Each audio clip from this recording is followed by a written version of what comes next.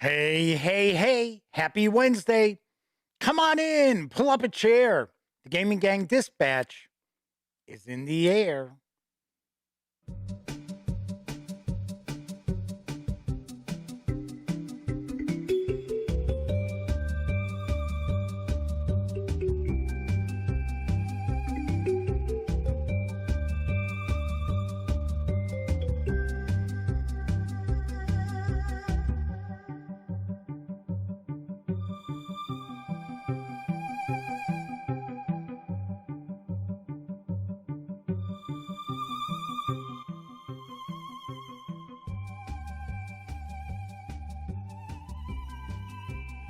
Howdy, howdy, howdy, gang. Welcome once again to the Duct Tape Studios.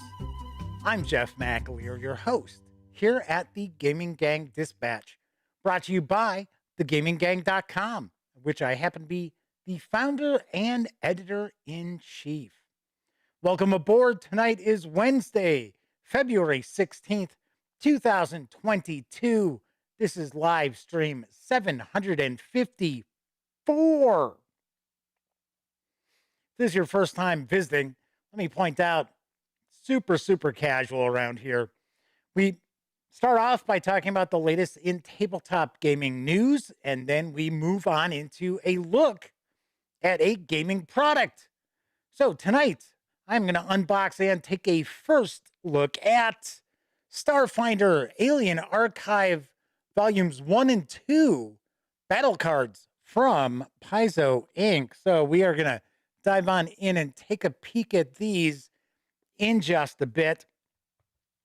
So once again, if you're just tuning in for the first time, let me explain that the first half of the show, or a little more than half the show, is devoted to the latest in tabletop gaming news.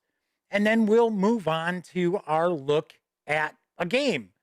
So if you are watching live, kick back, relax. It'll be about 30 minutes, and then we will dive on into those Starfinder battles. If you're watching more than 30 minutes after this stream ends, you'll find that there are time codes. You can just click on those, and if you want to just skip the news, which I don't know why you'd want to, there's a lot of cool news tonight, but if you do want to skip through it, just click on those timestamps. You can just jump right to wherever you want to take a peek. Keep in mind that the timestamps are both in the timeline of the video. If you're watching on, say, a laptop or desktop, or even, I believe, on most tablets.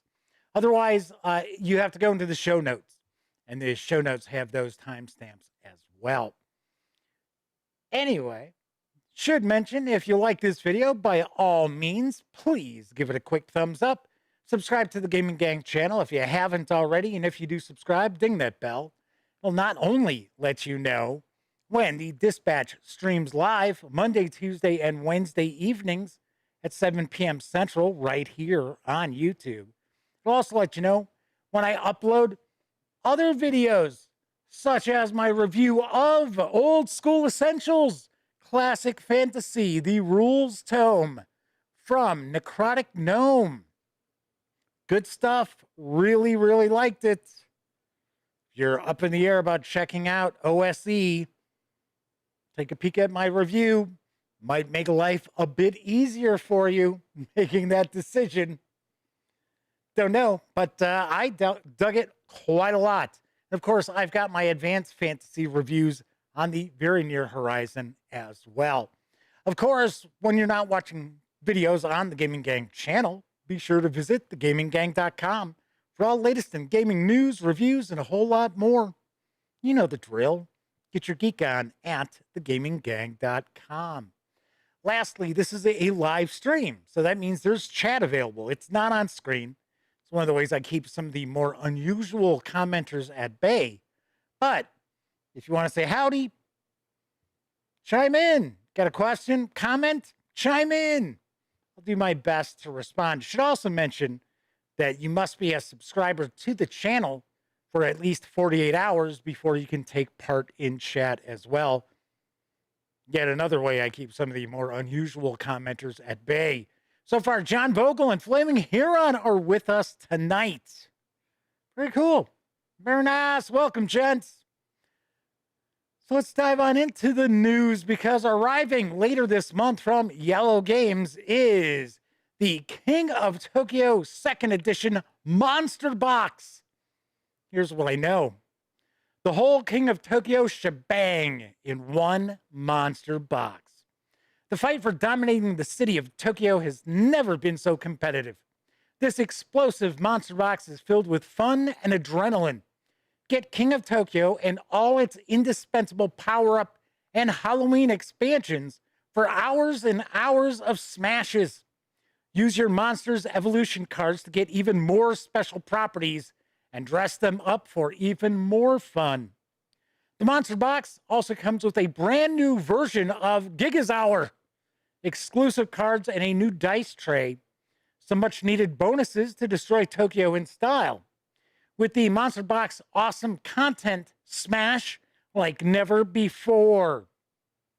Yes, Hulk smash. Completely different property, though. The King of Tokyo 2nd Edition Monster Box is for 2 to 6 players, ages 8 and up. Plays around 30 minutes. It's going to carry an MSRP of $69.99 when it arrives later this month. I like the fact that you've got all of the King of Tokyo well, I shouldn't say all of it. There are more expansions floating around out there, I believe, for this newest edition of King of Tokyo. But I like the fact that it's in a big box now, so you can cart it around with you.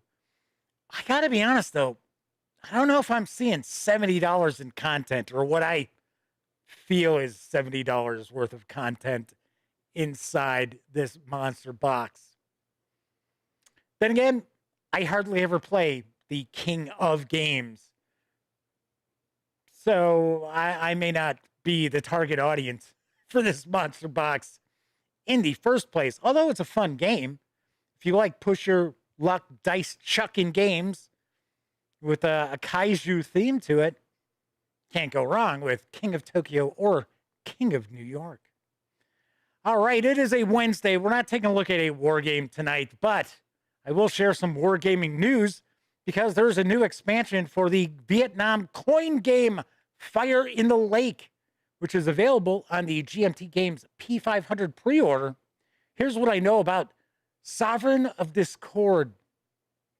January 1961, South Vietnam.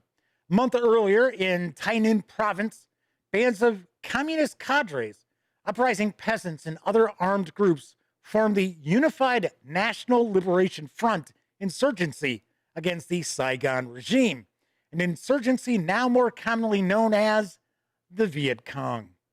After the passing of Resolution 15 in North Vietnam, assistance is flowing south, although the amount of assistance is hotly debated between moderates and militants of the Politburo in Hanoi.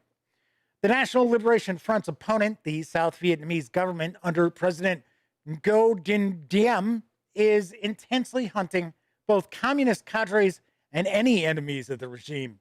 In November of the previous year, Diem only narrowly outmaneuvered a coup by his own airborne units and now faces rising violence in the countryside. A new U.S. President, John F. Kennedy, assumes office, facing a number of Cold War crises. There are currently 600 American personnel in South Vietnam, and the showdown is about to begin. Building off of Mark Herman and Volko Ruhnke's legendary game Fire in the Lake, the Sovereign of Discord expansion provides a prequel to the events depicted in the base game, covering the years 1961 to 1963.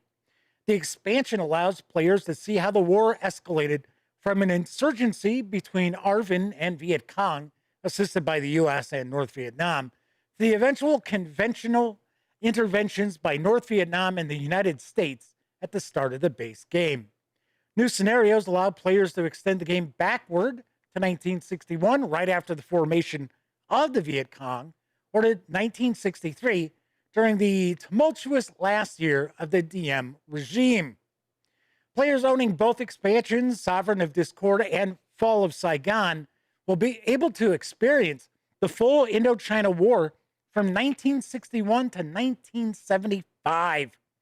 This allows players to see how the war evolved from the lower intensity insurgency of the DM period all the way to the massive conventional offenses of the last years of the war. Of course, a copy of Fire in the Lake will be necessary to play the Sovereign of Discord expansion.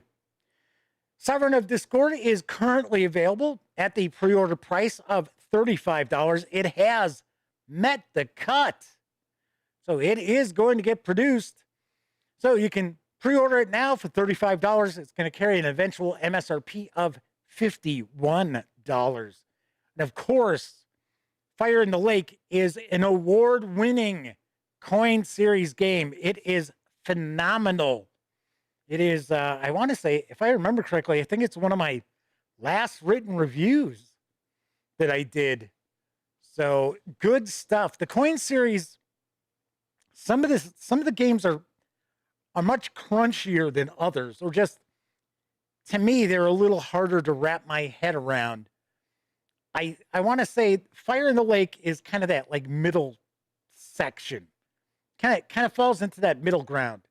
It's not lighter weight like Cuba Libre is, which honestly, that's my favorite coin game. I like playing the mob down in Cuba. But then again, it's not Pendragon, which in my opinion, Pendragon's kind of the weightiest of the coin games, at least in my experience.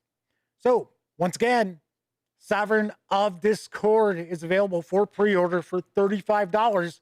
So save some money if you already have Fire in the Lake. If not, keep your eyes peeled because a new edition of Fire in the Lake has also made the cut. I'm assuming it's going to be produced and come out about the same time. So you can also pre-order that if you'd like. Let's talk about some role-playing game news. But first, Disavow 92 is with us, and Callahan Klatt has popped in, said they couldn't make it to last night's stream. They were celebrating his brother's birthday. Well, very cool. Very cool. Yeah, life happens, folks. It's like, I never sit there and like do a show and then be like, hey, I wonder where so-and-so was. If it's a Wednesday and I don't see, say, the Madman, I figure, oh, it's the every other Wednesday when he's got his gaming group. So, all right, let's talk some role-playing games. Because now available for pre-order from Modiphius Entertainment is Conan, the Shadow of the Sorcerer. And here's the skinny on this new adventure campaign. Go beyond the veil of death. Mystery and terror about us, Conan, and we glide into the realm of horror and death, she said. Are you afraid? Ready your blades and prepare to face evil. Travel beyond the veil of life and into worlds beyond. The Shadow of the Sorcerer is an epic campaign for Conan, adventures in an age undreamed of, say that 5 times fast, sending the player characters from the backstreets of Mysantia in Argos to a remote island in the Western Sea, then to the wastelands of Stygia as they seek to prevent a diabolical ritual from bringing forth an ancient evil. In this grand adventure, they must use every scrap of strength, talent, and cunning they possess, as they're pitted against a merciless array of sorcerous, monstrous, and mortal foes. If they fail, a great and powerful foe will become unstoppable, unleashing an era of horror upon the world and unlike anything it has ever known. This campaign features are a suitable presentation for a group of 2 to 6 player characters, either at the beginning of their heroic careers, or they could also be battle-hardened veterans. Guidance for playing with Conan and his allies as the player characters. Descriptions of the cities of Mysantia, Asgalun, and Zebhela, and the Stygian Valley of Set. A journey through the Arconian afterworld in the halls of judgment, where souls are weighed to determine their ultimate fate. A gigantic cast of non-player characters and new monsters, stunning art and maps produced by renowned Conan artists. This 216-page campaign does require the Robert E. Howard's Conan Adventures in an Age Undreamed Of, say that 5 times fast, scorebook to use. I know, I always do that. Say that 5 times fast whenever I'm talking about the Conan role-playing game, because that title is just so unwieldy. That's kind of a Modiphius thing. They like to give, what was, I'm trying to remember now, John Carter, I want to say it's John Carter Adventures on the Dying World of Barsoom. It's like, couldn't it just be John Carter role-playing? I don't know. So you can pre-order the hardcover right now for $49. You're supposed to receive the PDF immediately upon purchase. I'm not sure if the PDF is ready yet. I'm not positive, because normally we would see that this PDF is available as just a PDF over at Drive-Thru RPG, but that is not the case as of today when I took a peek. But it is possible. Maybe if you place the order today, right now. In fact, you're watching online, open another browser window, go over to Modiphius.net, buy it. And then tell me if you got the PDF. Anyway, this hardcover is slated to be shipping out in late April. I think this is very cool. I'm pumped. I think this is really, really nice. To my knowledge, and I have not seen every single Conan book, it's kind of hit or miss with Modiphius, and I'll talk about that in just a moment. But I actually haven't even seen all the adventures or the supplemental materials. But as far as I understand, I think this is the first time that they're presenting a campaign where your players can play as Conan and Conan's allies. Now, which of his allies are in this adventure, I do not know. I have no idea. But pretty exciting. I'm pretty pumped. Something else I should mention I'm pretty pumped about. The PR contact over at Modiphius reached out to me today. What a coincidence. Because I already had this slated for my news piece. But they reached out and asked if I would be interested in reviewing a copy of their Star Trek Adventures tricorder box. I don't know if it's out yet or if it's coming out, but it's kind of a collector's edition. And I said, hell yeah. I'm like, big thumbs up. I'm like, nice. Because I reviewed the core book for Star Trek Adventures, and I thought it was pretty cool. And it wasn't super crunchy, because 2D20, the system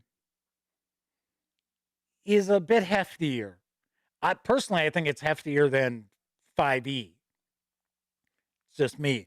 But it can be tweaked, and the Star Trek Adventures is a lighter weight 2D20. Conan tends to be a bit crunchier as far as a 2D20. Something else, I'm going to reach out because I know I've had people ask me in the past if I've ever checked out the index card role-playing game from, isn't that Runehammer? Isn't that who makes that?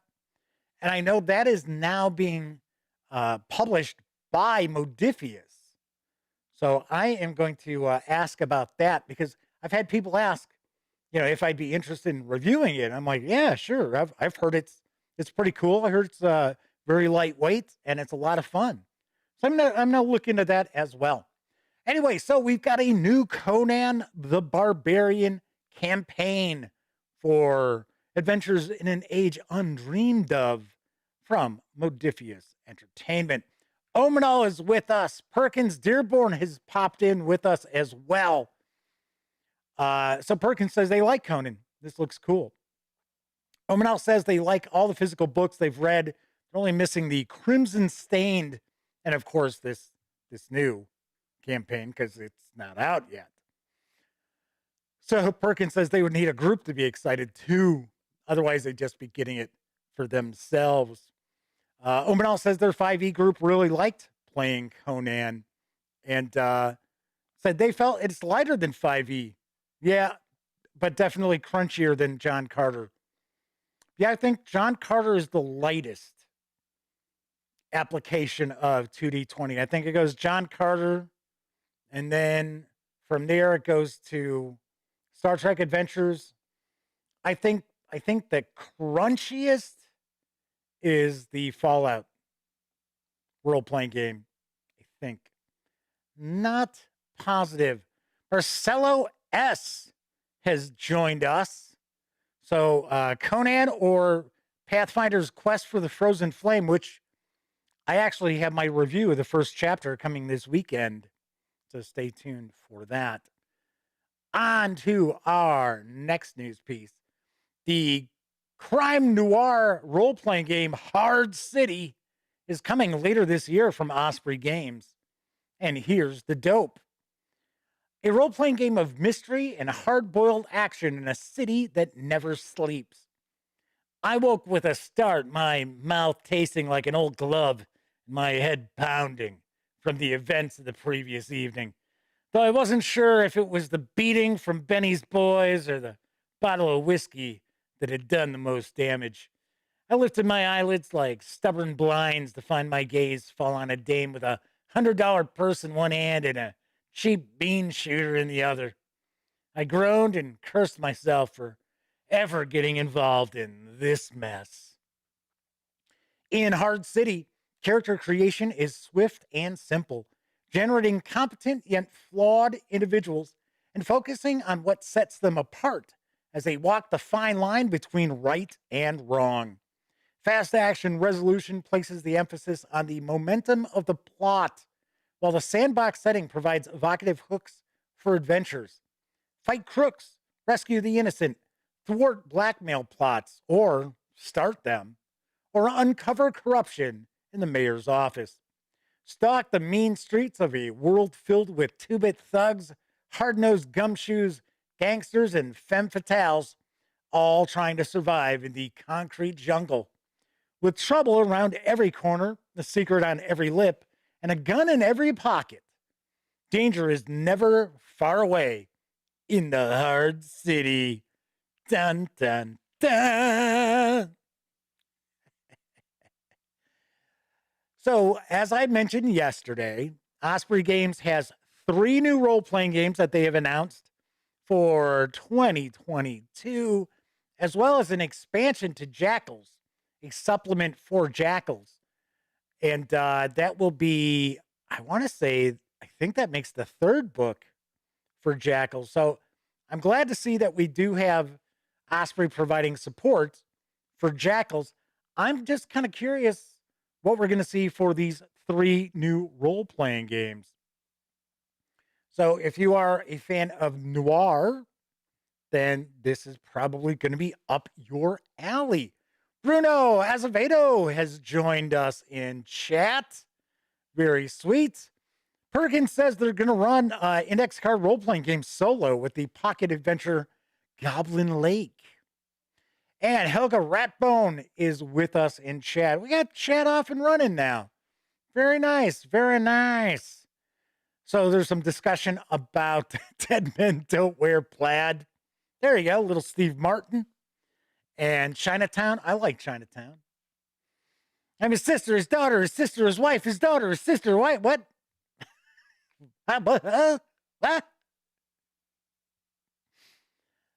And The Big Sleep. There you go. The well, you got a few of The Big Sleep. You got Robert Mitchum, and then was there like an 80s remake? I want to say it was with Donald Sutherland, or was it Elliot Gould? I think it was Donald Sutherland. So yeah, best noir movie of all time. The Postman Always Rings Twice. And I'm not talking about the Jack Nicholson version. I'm talking about the Fred McMurray. Yeah, Barbara Stanwyck. Good stuff. Another great noir movie is Nightmare Alley. The original. I have not seen the new one. Umnal says it's Humphrey Bogart's Big Sleep that they were talking about. Yep. Although, if I remember right, I think it's Bogart's Big Sleep that doesn't make a hell of a lot of sense when you sit there and be like, But that is, if I remember correctly, I think it is one of the most convoluted of the Dashiell Hammett mysteries out there. I think the Big Sleep is Dashiell Hammett. Off the top of my head, I don't know. I could be completely wrong. On to the last news piece. There is a new adventure for Mothership. It is available in print and PDF. Here's the latest on Dead in the Water. Mayday, mayday, mayday. This is cargo freighter Turkza. Is anyone out there? Your crew comes across an abandoned ship in the middle of nowhere, begging some questions. Why is it here? What happened on board? Are the crews still alive? And most importantly, is something more sinister at play? Find the answers to these questions and more in Dead in the Water for the Mothership science fiction horror role-playing game. Crews can explore the Tarxa, a mysteriously empty cargo freighter, to discover just what is really going on. This adventure features two options for play, one clean and one messy, for exploring the final fate of those aboard. Detailed maps for both levels of the ship, a ship section breakdown, and notations for running both modes of play for when you want to throw your crew a curveball and switch back and forth. It's a deadly horror with a singular agenda. Could it be a xenomorph? Well, no, actually, it won't be, but it could be. Dead in the Water is suitable for use as a one-shot adventure, for dropping into an ongoing campaign, or for starting off a new campaign. This 12-page adventure, written by Reese Carter, is available as a digest-sized softcover for $10 over at Exalted Funeral, or if you want to just grab the PDF, you can score that over at Drive-Thru RPG for $5. Sterling Johnson has joined us in chat. He says, let's get messy. Perkins talking about the Thin Man. Yes, the Thin Man is awesome. Even the later movies aren't so great. But still, the whole Dick Powell, Myrna Loy, can't beat it. Can't beat it. And I was going to say little known fact, but I'm sure a lot of people know it. The first Thin Man has James Stewart as a bad guy. Yes. That was certainly not his forte by any stretch of the imagination. Bruno's asking if anyone's played Mothership, that he had backed their Kickstarter, but didn't know it was so famous already. It has a lot of adventures. And I know the second edition Kickstarter wrapped up not too long ago. I was actually considering taking a look to see what it is, if they've got any sort of a late backer, sort of like backer kit or anything like that floating around. I was just thinking about that yesterday, that I wouldn't mind checking it out. I did a first look at the first edition of Mothership, and it's pretty cool. Pretty cool. Perkins says Jimmy is the bad guy is a nice twist. Yeah, but James Stewart really wasn't a name yet when he was in The Thin Man. But yes, you got to love. Oh gosh, now I can't remember their last name, the couple's name. I know it's Dickie. I forget. I know his name is I think his name is Dickie, and she's oh no, it's Nick and Nora. That's what it is. It's Nick and Nora. Nikki is what she calls him all the time, and they are absolute alcoholics. It's like they're always drinking. Yes, I'm laughing at alcoholics, but it's 1930s, 1940s alcoholics. It was funny back then. So that's the news for tonight. I was just talking about Drive-Thru RPG. Don't forget, the Gaming Gang is affiliated with the One Bookshelf sites.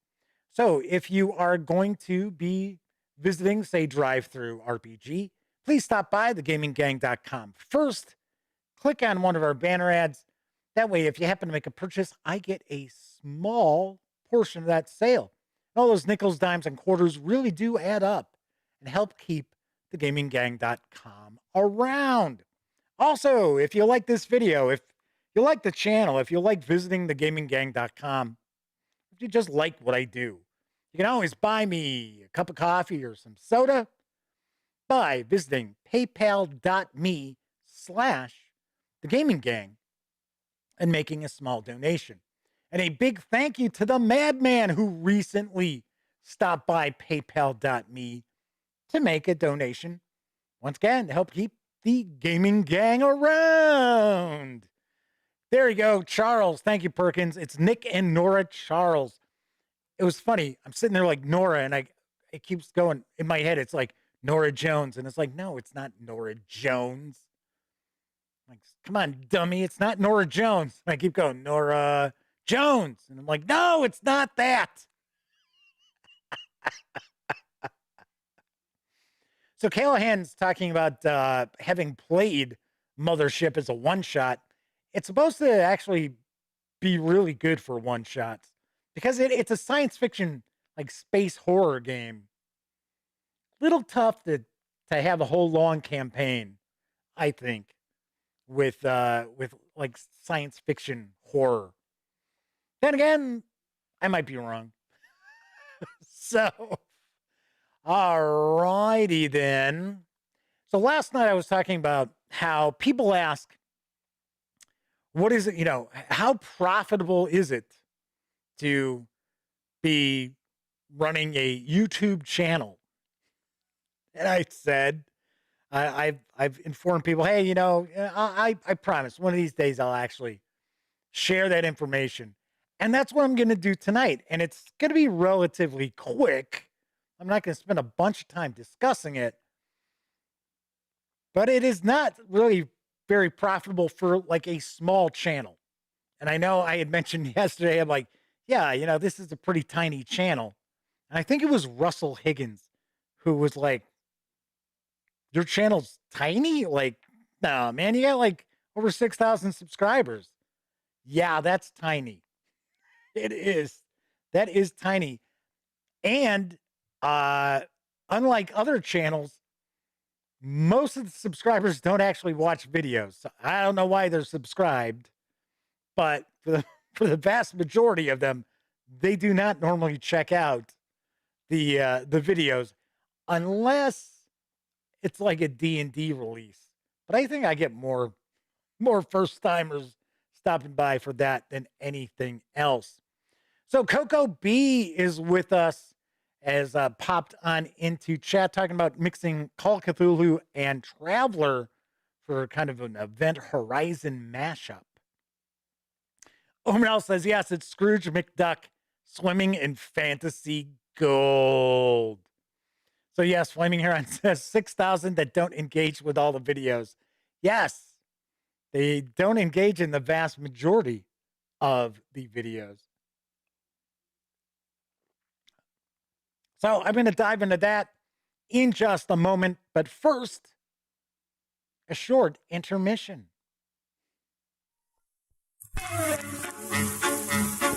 I am the captain of the good ship Pleasure. Come join the crew in search of a treasure. The treasure has been sighted from the old crow's nest. Be prepared to find what you like best. There's candy for you of quality fine. In fact, an assortment that is so divine. The soda pop is cold, just name your brand. The ice cream is delicious and it's right at hand.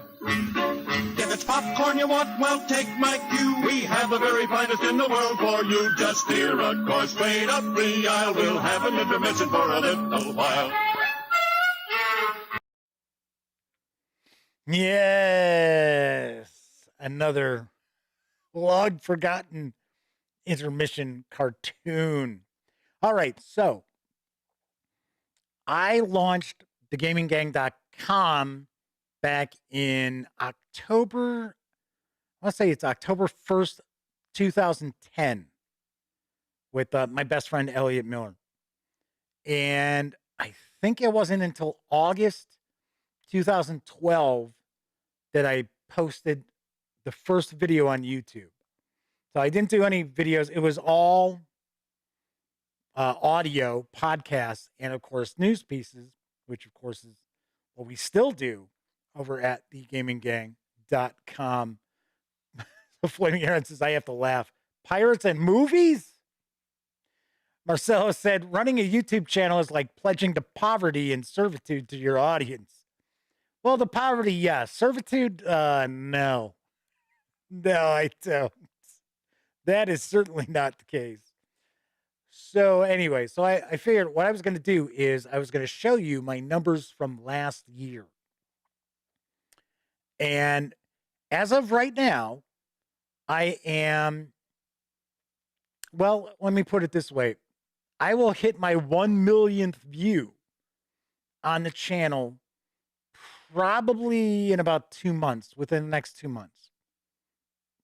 So, because right now it is at, I want to say it's 959,000 and change in views. So, keeping in mind that first video was 2012, August, I think. I think it was, if I, off the top of my head, I think it's August 7th. And Small Apartment Gamer has joined us. Welcome back. So last year, I'm gonna share a screenshot right here for you. So last year, those are the numbers. So, and of course, it's pretty small on my end. So I'm gonna make it a little bit larger so I can see. So as you can see, there were almost 250,000 views. So 243.2 thousand views. So a quarter of the views in the lifetime of the channel took place last year. So pretty interesting. On average, and you can kind of see the graph running along below those overall numbers. On average, about 600 to 800 views a day on the channel. And of course, as there's more content, that builds a little bit more. So even you can see, if you look to the right, it says real time, showing the subscriber count when I did the screenshot, as well as the number of views over the last 48 hours. So right there, it's showing us about 750, 780-ish. So over the past 2 days per day. Take a look at the estimated revenue. That's not estimated. That is the revenue for the year on YouTube. When I tell people that YouTube does not pay the bills as far as the gaming gang, I'm not kidding. So that just gives you an idea of how many views people need to have on their channels to actually have a career, to make a career out of being on YouTube. A stunning number, an insane number. Of course, that also has to do with, the advertisers that you get. If you're somebody who does a lot of tech reviews and things like that, yeah, you're going to get higher revenue advertising on your videos. So that'll change things a little bit as well. So I just wanted to share that with folks. So if they're curious, they're like, oh, hey. So there's Russell Higgins popping in. Good to see Russell. And Christopher Rush has joined us. Christopher says, yeah, come on, everybody. Let's stream Jeff's videos 24/7. Get that number up. Yeah. So Omanal says, careful, the IRS has an eye on you by disclosing this. The IRS already knows all about this. YouTube notifies them. There is nothing that they've got that whole long ago. So there you have it. Now, as I pointed out before, the affiliate links for drive-through RPGs, the one bookshelf sites, really does help. Helps a lot. Usually, I actually make more from that affiliate link in a month than I do on YouTube. So that's something. But of course, that gets funneled back to the site, obviously enough, because that's what pays for the hosting of the website. Also, other advertising and things like that. It keeps the channel around, it keeps the website around, and that's about it. So as I've said before, people think I'm nuts. I enjoy doing this. I'm not necessarily here to, have my hand out. Got to remember, I don't do Kickstarters. So it's not like, oh, well, big deal. Who cares? I only made $1,000 on YouTube. I made 20,000 on 30,000 on Kickstarter. No, I do not do that. Not doing that. So Flaming Heron says, well, the money went up. That's sort of positive. Oh, I'm not complaining. I'm not complaining at all. Like I said, I do this because I enjoy this. Omenal says, hope you have a day job or a lottery winner or a trust fund baby. None of the above, actually. Christopher says, I need a cute anime girl VTuber rig. Yeah, I need to start using my beauty filter. Marcelo says, tabletop games and its emphasis of human-to-human interaction has led to its increase in popularity during the last 2 years. In other words, lockdowns promoted tabletop games. Did not hurt companies out there. The vast majority of companies making tabletop games benefited from the lockdown, except for the shipping issues and things like that.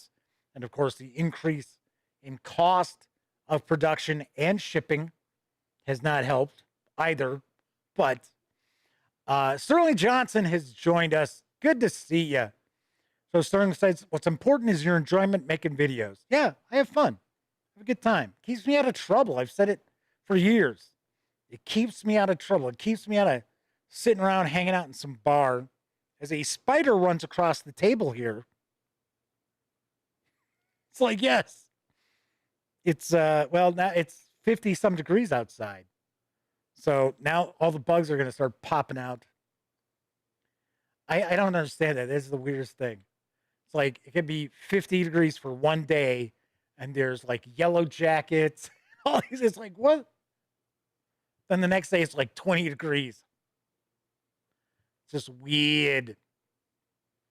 Christopher says they just love the new games that they've discovered through this channel.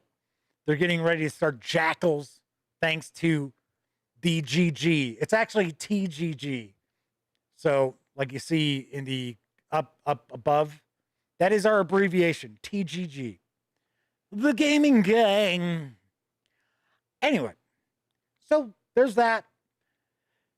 So tonight I am going to be unboxing and taking a first look at Starfinder Alien Archives 1 and 2 battle cards from Paizo Inc. This box set includes, I believe it's over 200 aliens and creatures and carries an MSRP of $59.99. You will be able to score the PDF on February 23rd. And you can get this for $41.99 over at Paizo's website in PDF. Sarah D is popping in to say hello. Yeah, says, don't worry, there's a couple feet of snow supposedly coming to bury the bugs. Yes, I do have to point out, everybody out there, there is going to be some nasty weather. If it's heading your way, be careful. If you got to drive and things like that, which hopefully you're not going to be driving like when all the rain or snow and that is hitting, take it easy. Don't be in a hurry. If you don't need to be someplace, don't need to go out, don't go out. Just saying. I don't know. I don't know what we're gonna see. It's we get these forecasters like, oh my goodness, we're gonna get like 17 inches of snow, and it's like 2 inches. So I don't know. I have no idea. Omenal says 2 years in Chicago was too long for them. Snow is evil. Chicago's not so bad. The past few years, winters have not been bad here at all. Small Apartment Gamer says they're in Illinois too. Rain just started battering their windows, and then it's going to freeze. Yes, it is. Russell says they work from home, and there's a fully stocked bar. Bingo. Callahan's up in Wisconsin. Yeah, you're close enough. You'll be hitting some of this. So Sarah says they put a bunch of forecasts on a dartboard and give it a throw. Yeah, I believe they do. All right, let's jump on over. Boris has joined us in chat. I think I missed saying hello to Boris. So here we've got the Alien Archive 1 and 2 battle cards. Let's get this shrink wrap off here. So before we dive in, and of course, we're not going to look at every single card in here. But before we do take a look, I do want to mention that the fine folks over at Paizo were kind enough to provide me with this review copy. But of course, neither I nor anyone else affiliated with the Gaming Gang has received any other sort of compensation for me to share this coverage with you. And of course, these days, it's important for you to know that. I'm going to say picture in picture up here. It's not going to cut anything off because these are cards. If I remember correctly, these are almost like tarot-sized cards. It's been a while since I looked at battle cards. On the back, a box full of aliens. Starfinder, Alien Archive, and Alien Archive 2 are excellent tools for planning exciting science fantasy adventures. But this box of 315 cards presents a new and exciting way for your extraterrestrial creatures to land on the table and join the fight. Each card features a beautiful full-color image of the creature from Alien Archive or Alien Archive 2 on one side, while the other side provides the creature's statistics for quick and easy reference. Show the players what alien menace their characters are facing while keeping the creature's abilities at the ready, and watch your games come alive. I gotta say, I would prefer not to have the name of the creature on the front of the card. That's just me.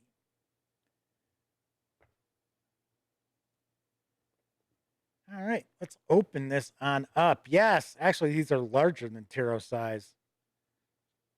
These are pretty big. We got quite a few of these.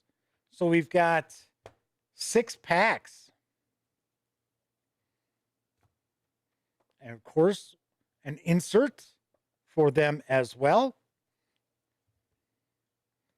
So we've got a cybernetic golem. The color out of space. Where's that from? I'm curious now.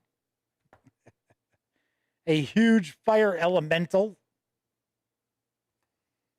A mountain eel. A sharp wing. Going to give you an idea of these. And then, jeez, it's Rikrichi. Rikrichi. I don't know. Someone else says these are nice sized cards. You just need a stand. Yeah, actually, you could put them on a stand. Marcella says either those cards are really big or my hands are really small. I do not have huge hands. They're not tiny hands. But I can't palm a basketball or anything like that. So, all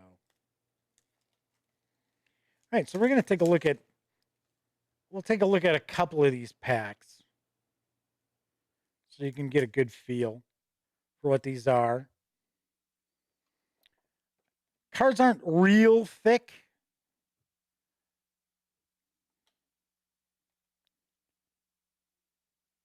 But they should hold up fairly well. Just give you an idea. You know what? Let's see. How far can I zoom in? Not much. I didn't think so. I didn't think I could get in too much further, too much closer. So here we've got the stat block on the back. So Omenal says, I used to care if they knew the name, but unless they have the books, I do not mind it. Yeah, I agree with that.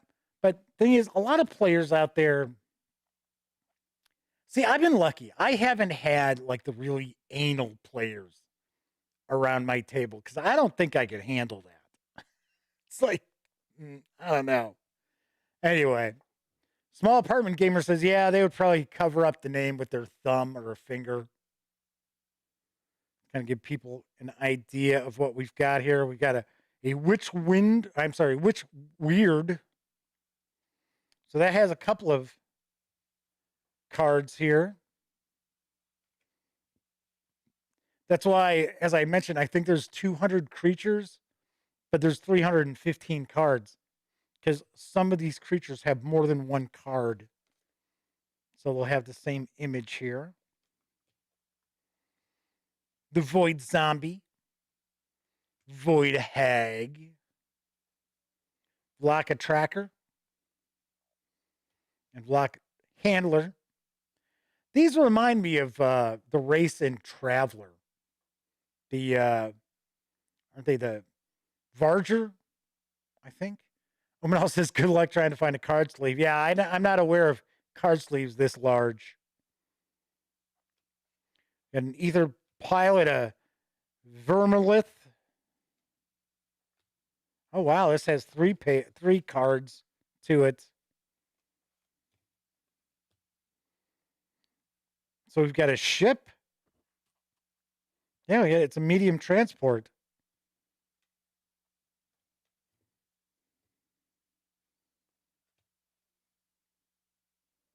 It's the Urag. Skeletal Undead. Occult Zombie. Cybernetic Zombie. Trox Defensor. New Trox. Those are pretty cool. Got another ship.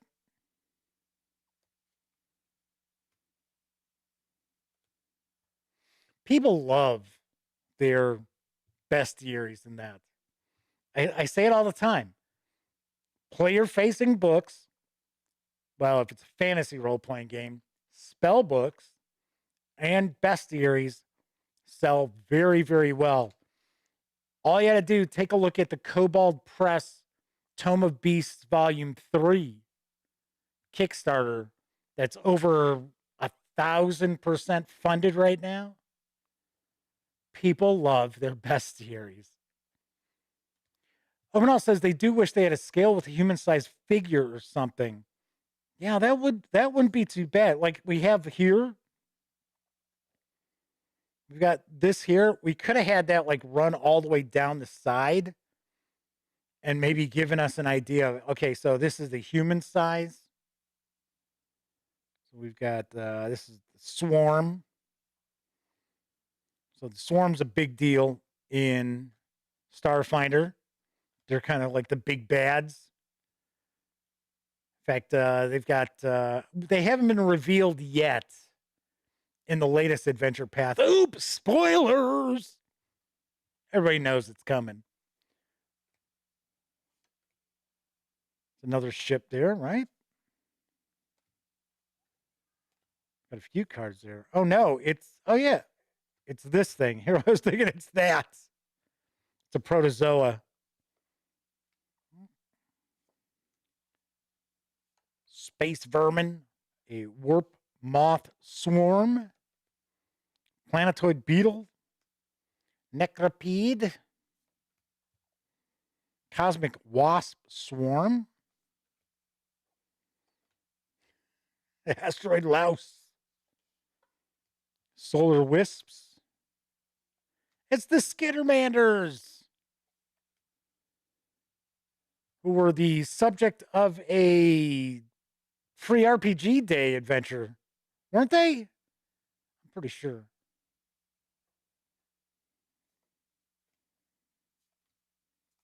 Cool. It's ship mind.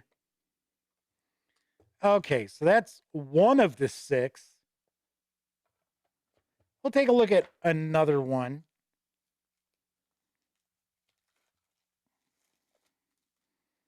I just always like to give people a really good feel of what they're buying, you know? So once again, we've got our stat blocks on the back with everything that the Game Master needs. I think Starfinder's a pretty fun system. I think the setting is pretty interesting. I gotta be honest, the adventures that I've reviewed are pretty pedestrian, but that's kind of a Paizo thing. They're not terrible. I mean, I've seen horrible role-playing game adventures, don't get me wrong. These aren't it. But I think part of the problem that Paizo runs into is because I know, we're taking a look at these battle cards, and I'm going to talk about their adventures. Hey, this is all stream of consciousness, right? I don't script any of this out as we're looking at stuff. Anyway. Oh, for a second, I thought it was the same thing, but it's not. It's a sniper and a cyber commando. Because Paizo releases so much content. There's a new adventure path for Pathfinder every month, as long as there's no shipping issues or production issues.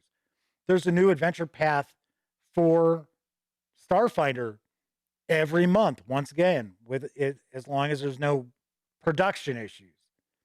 There's also the society adventures for both Pathfinder and Starfinder. Then you'll have, on occasion, a few times a year, you'll have standalone adventures that'll come out for each of them. So there's so much content. And I think with the adventure paths, what happens is they get broken up between too many authors. So it's kind of like there's a production meeting and they say, okay, this is pretty much the adventure. This is how we're plotting it out over 6 parts. Bob, you've got part 1. Anne, you got part 2. Jojo, you got part 3. And we're going to try to tie it all together. And I think that's why the Pathfinder and Starfinder adventures just don't blow me away. And I think it's mainly because they don't have a single vision carrying throughout the entire adventure path. Robot assassin, a reptoid master. And here's Reptoid, enjoying a nice glass of wine.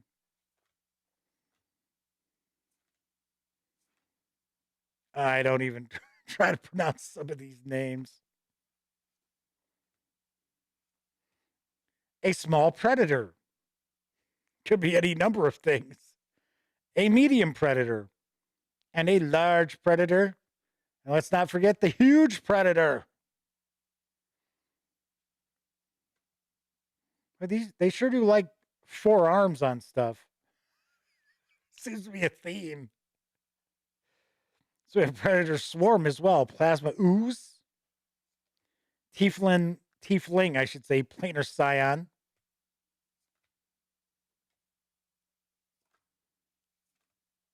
Gotta like the artwork. Artwork's very cool. And it has kind of a uniform style, too. Someone else says the Siege robot looks tiny. Orc Trooper, Orc Technician, and Oma.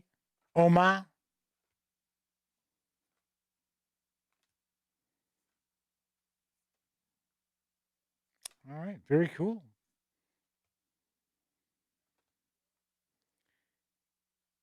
A Necrovite. So this gives you a good example of what you're going to find in this battle card set. So it is collecting Alien Archive 1 and 2 for Starfinder.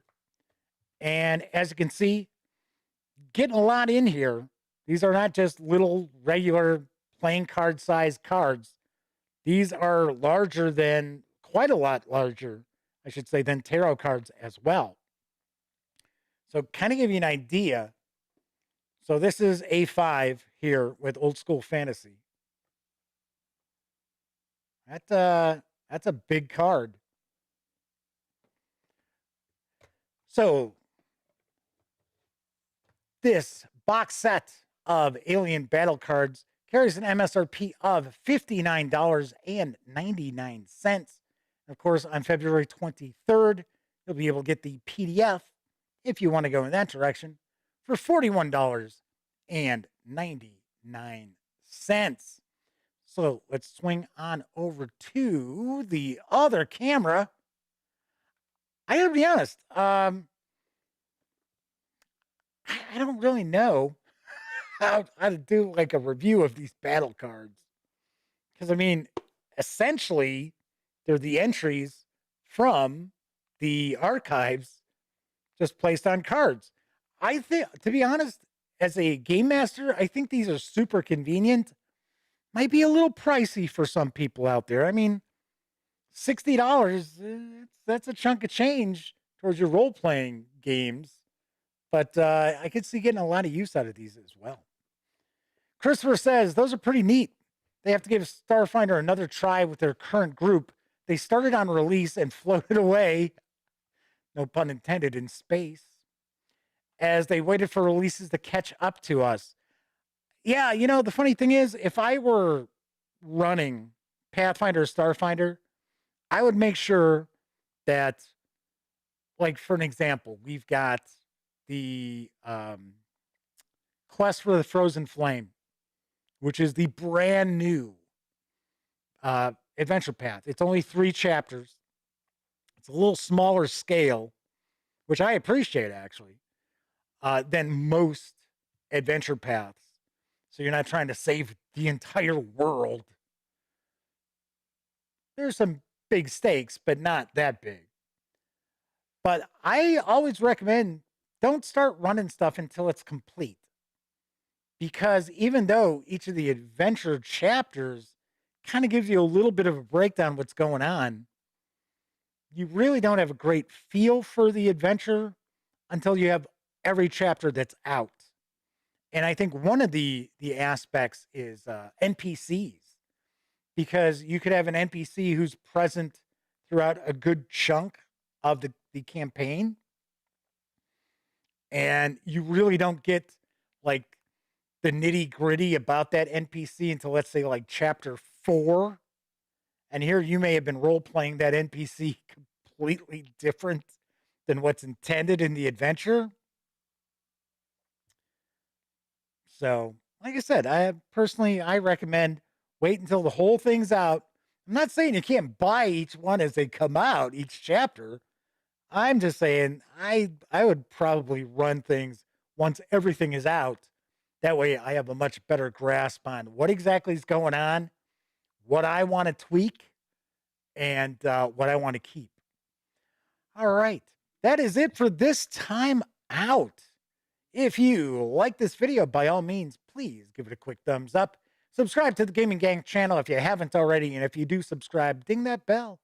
Will not only let you know when I stream the Dispatch live Monday, Tuesday, and Wednesday evenings at 7 p.m. Central, right here on YouTube. I'll also tell you when I upload other videos, such as my first look at the second edition of The One Ring from Free League Publishing. This has been a pretty popular video so far. So if you are curious what you're getting with this new core book, by all means, check out the first look. And of course, I will have a review in the near future. Sammy already reviewed the core book. It is a written review.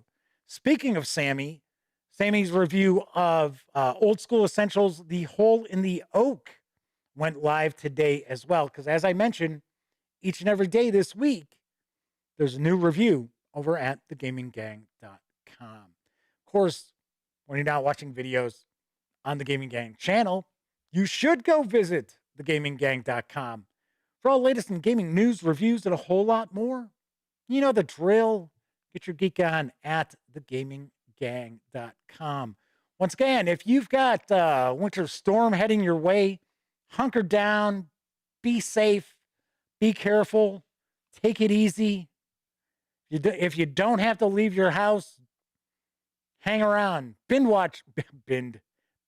watch stuff if you need to. Read, play some games. I'm actually going to check out Total War Warhammer 3. I'm going to take a peek at it when it comes out. I think it's the 18th. I'm going to be checking that out. I know I didn't play the first two, but it looks like it could be pretty cool. All right, those of you who are watching live, thank you very much. I always appreciate you taking some time out to hang with me. If you took part in chat, hey, that's the bonus round. Those are extra experience points. But of course, I know not everyone gets an opportunity to watch the streams live.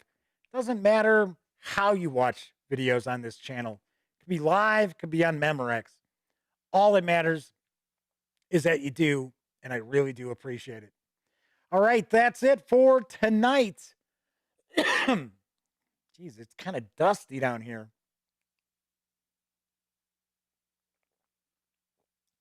That's better. Anyway, that's it for tonight. I will be back on Monday. On Monday, we're going to take a look at Soulbound, Steam and Steel, which is for Warhammer Age of Sigmar. So we are going to take a peek at this on Monday's show. Everybody enjoy the rest of the week and the upcoming weekend. And of course, here's hoping each and every one of you gets to enjoy plenty of great gaming with your gang. See you Monday.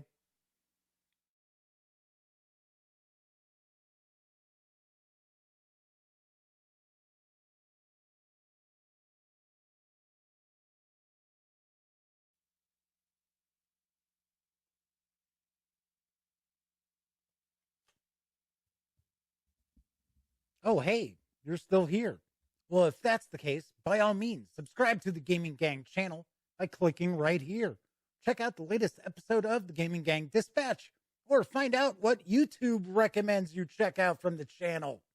And of course, once again, I'm Jeff McAleer. Thanks for watching.